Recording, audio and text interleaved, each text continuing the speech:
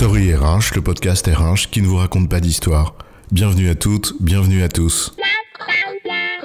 History is made of stories.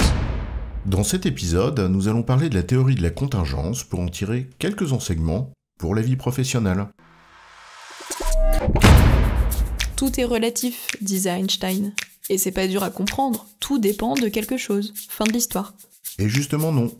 Tiens, pour relativiser ton propos, Auguste Comte disait que la seule vérité absolue, c'est que tout est relatif. Il y a donc bien une constante. Et pour être clair, comme le rappelle Étienne Klein, je cite, « La théorie de la relativité d'Einstein, en fait, c'est une théorie de l'absolu. » Oui, c'est absolument vrai. Il ajoute d'ailleurs que c'est une théorie qui nous dit, je cite, « ce qui ne change pas quand vous changez de référentiel. » La vitesse de la lumière, par exemple, et c'est justement ce qu'on va essayer de faire, la lumière, mais sur une autre théorie utile dans la vie professionnelle. Alors, la théorie de la contingence, et ce qu'elle enseigne, c'est quoi l'histoire ? Revenons à une école de pensée qui irrigue encore très fortement nos représentations en entreprise. Le taylorisme, dont on a beaucoup de mal à se passer dès lors qu'on s'inscrit dans une logique de productivité. Il y a beaucoup d'éléments qui le caractérisent, notamment la logique de découpage de la chaîne de valeur. Mais un d'entre eux nous intéresse particulièrement ici, le One Best Way.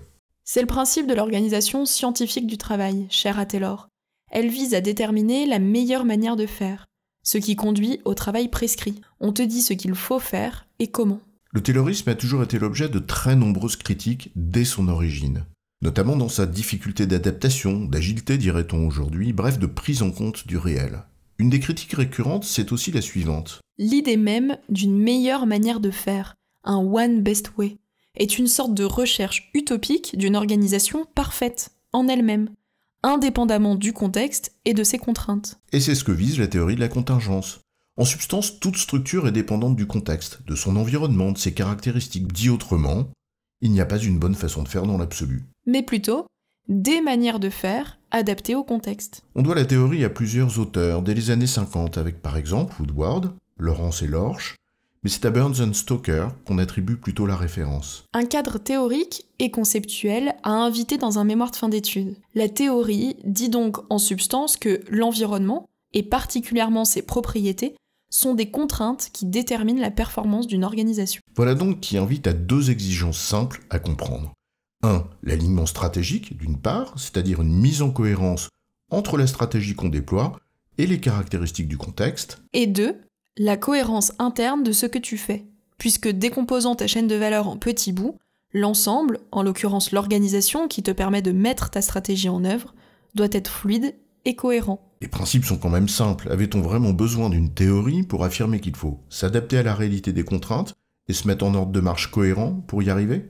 Pas si faux. Et pourtant, l'observation des pratiques professionnelles n'a pas besoin d'être hyper attentive pour se rendre compte du fait que c'est une évidence qui n'est pas toujours si évidente que ça. Prenons deux exemples pour illustrer le propos. Combien de projets informatiques, de type ERP par exemple, sont menés de manière technique, normative, descendante, normalisante dans le registre ça passe ou ça casse, pour qu'à la fin, les utilisateurs contournent le système ? Quand tu as investi des millions d'euros et que la mémoire informationnelle de ta boîte finit dans la myriade de fichiers Excel de Pierre, Paul ou Jacqueline, si on avait tenu compte des usages, bref, toute la différence entre conduire et piloter le changement. Combien de fois, par exemple, fustige-t-on l'encadrement intermédiaire ?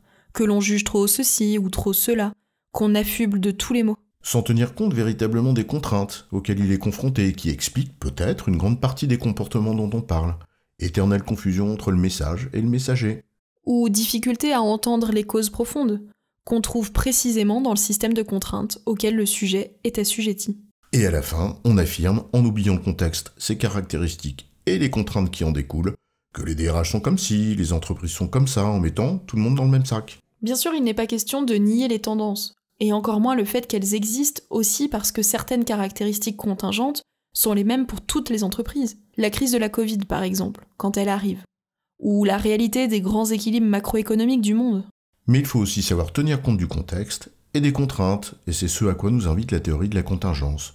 Un peu de sagesse et de discernement en quelque sorte. En résumé, la théorie de la contingence stipule que les structures sont conditionnées par leur environnement et ses caractéristiques.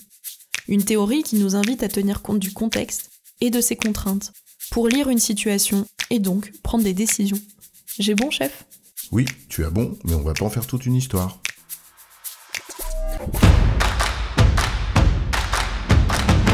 Story RH, le podcast RH qui ne vous raconte pas d'histoire. Retrouvez tous les épisodes sur storyrh.fr.